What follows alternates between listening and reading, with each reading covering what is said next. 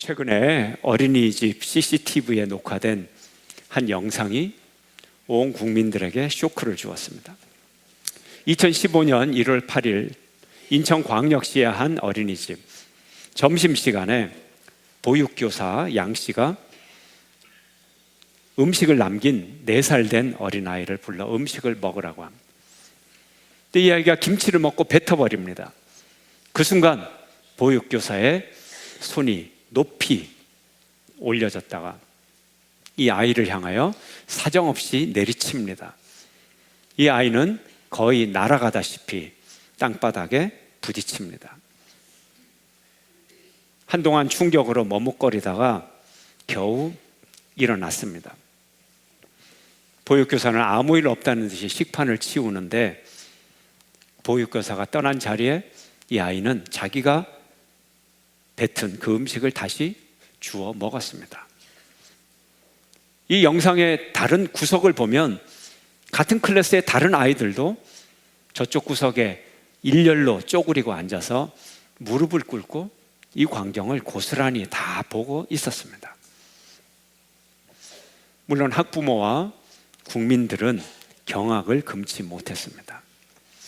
이 끔찍한 장면, 이 아이의 마음속에 이 경험이 남아있어서 세월이 흘러도 그 마음속에 깊은 흉터처럼 자국이 남아있을 것입니다. 피해 학생, 가해 교사, 가족, 온 국민들 다 치유를 받아야 될 것입니다. 이런 폭력의 현상이 과연 예외일까요? 이 교사 한 명만의 문제일까요? 아니면 우리 사회의 민낯을 드러내는 그런 현상일까요? 하는 질문을 하게 됩니다. 국회에서는 제도적으로 CCTV를 확대하고 그 설치를 의무화하겠다, 이렇게 법률을 제정한다고 합니다. CCTV가 뭔가요? 왜 설치한다는 얘기인가요? 감시하고 처벌하겠다는 거죠. 학교, 어린이집, 병원, 공적인 공간을 전부 감시하고 처벌하겠다. 새로운 국가폭력과 새로운 전체주의적인 그런 폭력이 또 등장하게 되는 거죠. 이렇게 폭력이 다양한 옷을 갈아입으면서 계속 되는 거예요. 이 폭력이 인간의 존엄성과 가치를 짚었습니다. 언어적 폭력, 심리적 폭력, 제도적 폭력, 국가폭력, 개인폭력 등 다양한 옷을 입은 이 폭력들에 대한 불감증이 우리 속에 있습니다. 잠시 분노하고 또 다른 폭력으로 이어집니다. 부모들은 자녀들을 과연 폭력 없이 잘 키울 수 있나요? 엄청난 심리적인 폭력, 언어적인 폭력을 자기 아이들에게 쏟아붓습니다. 또 언어를 통해서, 육체를 통해서 또 가치적 폭력을 행사합니다. 아이가 무엇을 좋아하면 그 아이가 좋아하는 것을 언어적 폭력, 가치적 폭력으로 사정없이 찔받습니다. 그거에서 밥이나 먹고 살겠냐? 그게 무슨 가치가 있는 데를 알아보지 않고 경제적 가치가 오직 최고의 가치고 다른 가치를 사정없이 짓밟아 버리는 거예요. 이게 부모가 자식들에게 매일 하는 거예요. 우리가 이런 사건을 계기로 육체적 폭력뿐만 아니라 정신적, 심리적, 언어적인 폭력, 제도적인 폭력, 경제적인 폭력, 구조적인, 또 종교적인 폭력, 이런 데 대해서 우리가 의식을 가져야 될 것입니다. 종교적인 폭력도 예외가 아닙니다. 한국교회 일부는 종교적인 폭력을 무제한적으로 쏟아내고 또 다른 일부는 또 그 폭력의 피해를 보고 결국 한국교회 전체가 폭력의 가해자요, 희생자요, 이런 폭력을 의식 없이 쏟아내고 있습니다. 서로 폭력을 쓰고 서로 상처를 주고 믿음의 이름으로 폭력을 저지릅니다. 그런데 믿음의 이름으로 저질러지는 폭력은 더 큰 상처, 더 큰 잔혹함을 보여줍니다. 그러므로 반드시 치유받아야 돼요. 반드시 완전히 치유받을 때까지 치유를 받아야 되는 것입니다. 한국교회는 위로받고 치유받아야 될 상황입니다. 모든 폭력은 가해자와 피해자가 있습니다. 근데 신앙적인 가해자는 아주 강력한 의도를 가지고 잘못되었지만 자기 신념에서 나온 행동이기 때문에 종교적 폭력은 아주 치밀하고 잔혹하고 그 해악이 아주 큰 것입니다. 심지어 상대방이 파멸하는 모습을 보고 연민의 정을 느끼는 것이 아니라 도리어 사명으로 여기는, 이게 종교적 폭력이에요. 우리는 IS를 통해서 이거를 너무나 명확하게 바라보고 있잖아요. 이런 형태가 한국교회에 있는 것입니다. 오늘 우리 교회 주보 6면에는 국민일보 1월 23일 금요일 32면에 실린 한 칼럼을 실었어요. 저자는 인천 내리감리교회 김흥규 목사님이에요. 제목은 보수 정통주의의 그늘이라는 제목입니다. 그 내용은 이래요. 작년 봄에 김 목사님이 안식일을 맞아 독일에서 연수를 받고 있는데 한 교인이 카톡 메시지를 보냈다는 거예요. 그 메시지의 내용은 WCC가 용공이라고 하는데 감리교가 WCC 가맹교단이니까 당신이 감리교 목사니까 당신도 용공 목사 아니냐, 그런 논리예요. 표현이 점잖아서 그렇죠. 우리 일상생활에서 하는 얘기를 하면 당신 빨갱이 목사 아니야? 이런 얘기를 들은 거예요. 이 글을 읽고 목사님이 전율을 느꼈다고 합니다. 전율이 뭐겠어요? 충격과 상처와 분노를 말하는 거죠. 귀국해 보니 그 문자를 보낸 성도는 다른 교회로 가버렸다고 합니다. 이 칼럼의 마지막은 이런 문장으로 끝내고 있습니다. 무엇보다 신과 종교의 이름으로 증오와 저주, 분열을 부추기는 사이비 보수 껍데기 정통은 이제 가야만 한다. 목사님은 종교적 폭력에 당한 깊은 상처를 글로 표현했습니다. 1년이나 지나서 매스컴을 통해 상처를 표현했어요. 이제 표현을 해야 위로가 시작이 되고 치유가 시작이 되는 것입니다. 이제 한국교회는 치유받는 과정을 시작해야 돼요. 위로를 받아야 돼요. WCC에 대해서 왜곡된 정보를 퍼뜨리는 사람들, WCC 알지도 못해요. 참가도 안 해보고 그 문서도 읽어보지 않고 어떤 사람들인지도 알지도 못하고, 그리고 배포하는 것이 WCC 용공설입니다. 만약에 WCC가 용공이라면 한국교회 반이 빨갱이라는 얘기가 되는 거예요. 한국교회 반이 용공이라면 한국교회 반이 없어져도 된다는 얘기예요. 두 교회 중에 한 교회는 없어져도 된다는 얘기예요. 생각만 해도 끔찍한 거예요. 우리가 130년의 선교를 이어오면서 핏값으로 세운 교회입니다. 근데 교회의 반을 이렇게 무너뜨려 버린다면 이건 정신이 없는 사람이죠. 얼마나 큰 폭력을 휘두르고 있습니까? 한국교회 반을 무너뜨리겠다는 거예요. 우리가 힘을 합해서 선교를 해도 이 땅에 하나님 나라를 이룰까 말까. 근데 한국교회 반을 무너뜨려야 된다. 반은 사탄이다. 생각만 해도 끔찍한 일이죠. 우리가 올바른 이 얘기를 자꾸 들어야 돼요. 그리고 올바른 말을 자꾸 해야 돼요. 그리고 올바른 말은 공개적으로 할 때 이제 위로가 시작이 되고 치유가 시작되는 거예요. 한국교회는 잘못된 용공 논의에서 위로를 받아야 됩니다. 하나님의 위로의 음성을 듣는 여러분 되시길 축원합니다. 정확하게 알아야 돼요. 용공 논의가 어떻게 시작이 됐는지. 과거 냉전 시대에 세계교회협의회는 WCC입니다. 세계교회협의회는 동독의 교회 등 동유럽에 있는 공산권에 있는 교회를 회원으로 가입을 받았어요. 바로 이걸 비난하는 거예요. 반대 논리는 그래요. 공산권 안에 있는 교회가 가만히 있으니까 공산권 안에 있는 교회는 빨갱이를 위장한 교회다 하는 거예요. 교회가 아니라는 거예요. 그런 사람들을 어떻게 받아들이는가?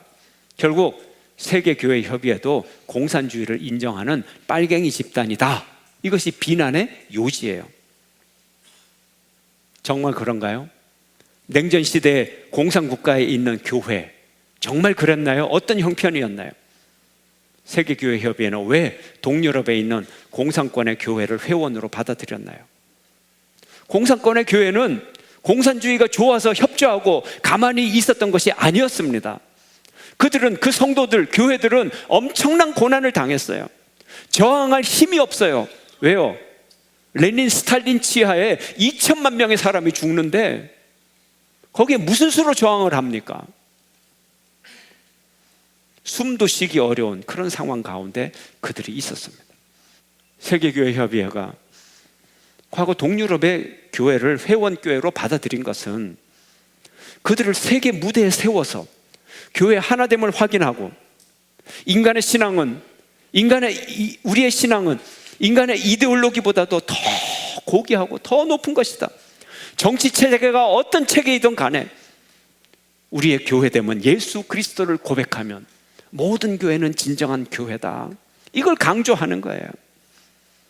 그리고 동구권 교회를 세계 여론의 중심에 자꾸 세워서 세계가 관심을 갖게 함으로써 그들과 교제하고 그들을 위로하고 격려하고 또 국제 여론을 환기시켜서 공산당이 그들을 함부로 더 이상 핍박하지 못하도록 그들을 보호하려고 그랬던 거예요. 종교를 보호하기 위해서 그랬던 거예요. 이런 노력이 있었기 때문에 그나마 동유럽의 교회들이 완전히 망하지 않고 지금도 살아남아 있는 거예요. 90년도에 공산주의가 해체될 때까지 이런 교회가 살아남아 있을 수 있게 되었어요. 비록 많은 핍박으로 너무나 작은 교회가 됐지만 우리가 이 사회의 역사를 알아야 되는 거예요. 어떤 사회 속에 있든지 어떤 통치권 아래에 있든지 예수 그리스도의 이름으로 하나 되는 교회, 이게 교회의 본질이에요. 예수의 이름으로 위로하는 교회, 이게 교회의 본질입니다. 자, 우리 교회 조선시대 때 복음이 들어왔어요. 조선시대 교회가 있었어요. 그리고 일제가 시작이 되었어요. 그때 교회가 있었어요. 지금 대한민국 수립 후에 교회가 있었어요. 다른 교회인가요? 정치체제가 3번이나 바뀌었어요. 왕정에서, 제국주의에서 자유민주주의 3번이나 바뀌었어요. 그럼 옛날 교회는 교회가 아닌가요? 교회죠. 그 교회가 있었기 때문에 지금 오늘날에 우리 교회가 있는 거예요. 정치체제가 중요한 게 아니에요. 예수의 이름이 중요한 거예요. 이걸 제대로 알아야죠. 아프리카 독재국가에서 신음하는 교회도 교회고, 미국의 자본주의에 있는 교회도 교회고, 러시아의 공산당 안에 있는 교회도 교회고, 중국 교회도 교회고, 한국 교회도 교회고, 일본 교회도 교회고, 시리아에서 불타고 고난당하는 그 교회도 교회고, 다 하나의 교회입니다. 제대로 알아야죠. 제대로. 이것이 교회의 본질입니다. 신앙의 이름으로 누가 누구를 정죄합니까? 교회는 하나예요. 그리스도인의 교제를 이루어야 돼요. 근데 소위 한국교회 중에 일부는 보수 정통이라는 이름으로 정죄하는 일에 익숙해요. 이게 큰 상처로 남게 되죠. 이제 한국교회는 위로를 받아야 돼요. 그동안에 수많은 정죄와 수많은 저주, 이제는 위로를 받을 때가 됐어요. 위로를 받아야 일어서는 거예요. 정죄하는 일을 멈추어야 돼요. 치유를 받아야 돼요. 종교개혁은 그 시대에 문제가 있어서 개혁을 한 거예요. 그 문제를 고치고자 하는 거예요. 그렇다고 해서 다 지옥 간다는 얘기가 아니에요. 우리의 확신은 구원에 대한 확신입니다. 아, 내가 이런 잘못을 회개하고 교회가 이렇게 갱신되었구나, 이렇게 변화되었구나, 아, 내가 이렇게 잘 믿어야 되겠다. 그래서 내가 구원에 대한 확신이에요. 그렇지만 믿음은 저주의 확신이 아니에요. 성경에서는 저주에 대해서 확신 갖지 말라 그래요. 저주하지도 말고, 저주는 누가 하느냐? 하나님이 심판하는 것이지 우리가 잘 믿으니까 너는 저주받는다. 그게 아니란 말이에요. 이건 잘못된 믿음이에요. 은혜는 정죄와 비난이 아니에요. 심판은 하나님이 하시는 거예요. 은혜는 내 구원의 확신이에요. 이런 정죄신앙이 어디서 왔을까? 우리의 잘못된 종교적인 폭력의 원인들을, 과거 시대를 한번 봐야 돼요. 새로운 책이 한 권 나왔는데 바케란저 목사의 딸이라는 책입니다. 부제가 뭐냐 하면 하나님의 종이라는 이름 뒤에 감춰진 슬픈 가족사라는 부제가 붙어 있어요. 저자 박혜란 목사는 박윤선 목사의 딸로서 현재 69세입니다. 박윤선 박사는 성경 66권의 주석서를 발간했어요. 대구제일교회 이상건 목사님처럼 전 세계 유일하게 기독교 역사상의 2명일 거예요. 66권 전체 주석서를 발간한 사람.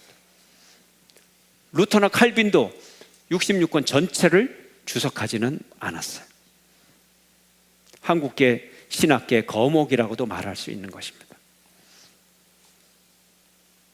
그 딸은 딸의 입장에서 아버지의 모습을 그리고 있어요.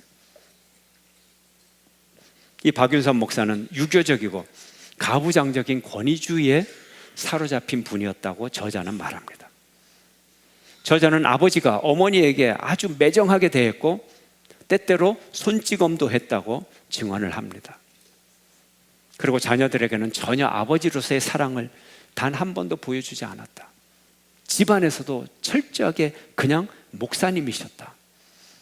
오직 연구하고 책 쓰고 교회 일만 하고.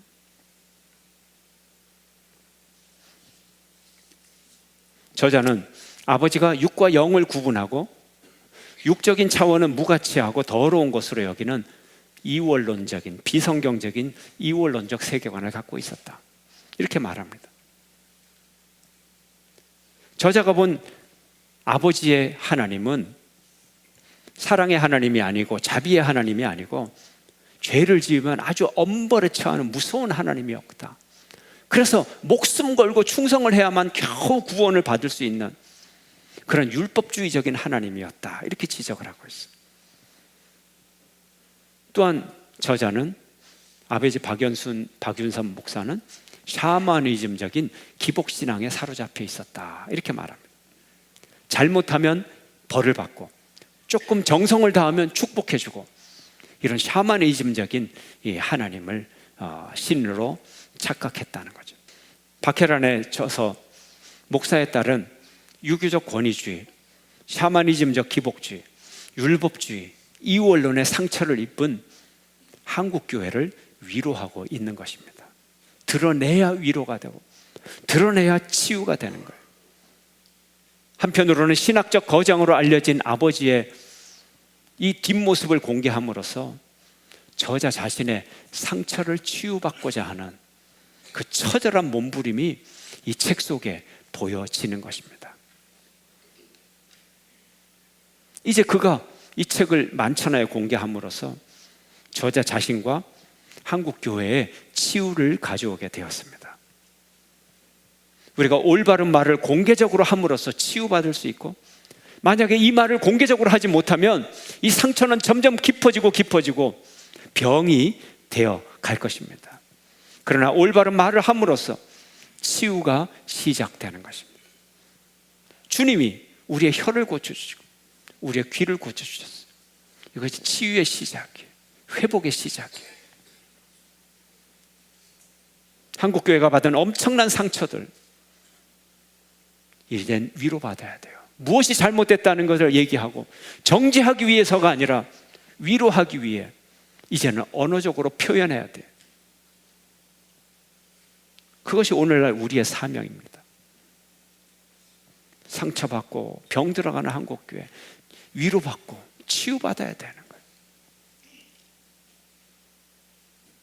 이제는 듣지 못했던 것을 듣고 이제는 말하지 못했던 것을 말해야 돼요. 이것이 예수님의 은혜예요. 예수님이 오셔서 우리를 고쳐주시면 우리는 진리를 듣고 진리를 말할 수 있는 거예요.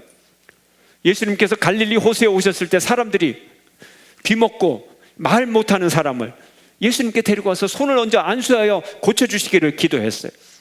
예수님이 이 사람을 따로 데리고 가서 그의 귀에 손을 넣고 침을 뱉어 그의 혀를 바르고 에바다 열려라.